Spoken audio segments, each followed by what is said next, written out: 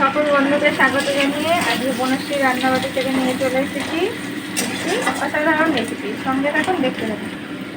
ডিম সেদ্ধ করে নুন হলুদ মাখিয়ে ভেজে রেখেছি, একটু ছুরিতে চিড়ে দিয়েছি ডিমটাকে।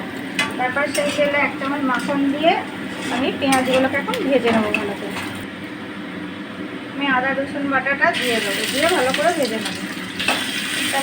একটা টমেটো কুচি করে রেখেছি, সেটা দিয়ে দিলাম। একটু অল্প হতে নুন দেবো যতক্ষণ না টমেটোটা গলে যাবে। এবার আমি ধনে গুঁড়োটা দিয়ে দিলাম, অল্প পরিমাণে লঙ্কা গুঁড়ো, ফুল একদমই কম। আমি মশলাটা ভালো করে কষিয়ে নেব।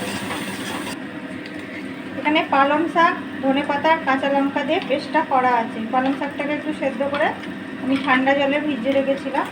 এবার সেটা পেস্ট করে নিয়েছি, ধনে পাতা কাঁচা লঙ্কাটা দিয়ে দেবো, নেড়ে নেবো যতক্ষণ না তেলটা ছেড়ে আসছে। আমি অল্প মিষ্টি দিলাম, লবণ দিলাম। আর মিষ্টি যারা খান না, মিষ্টি দেবেন না। যারা মিষ্টি পছন্দ করেন তারা একটু মিষ্টি দেবেন। এটা যতক্ষণ না তেল ছেড়ে আসবে ততক্ষণ এটাকে নেড়ে যেতে হবে। গা থেকে তেলটা এরকম ছেড়ে আসছে। এবার আমি এতে কিছুটা গরম জল দিয়ে দেবো। জল দিয়ে এবার ঢাকা দিয়ে দেবো। গ্রেভিটা ফুটে উঠেছে, আমি ডিমগুলো দিয়ে দেবো।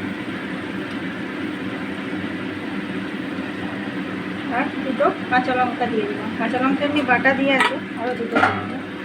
আমি কিছুটা আরও মাখন দিয়ে দিলাম।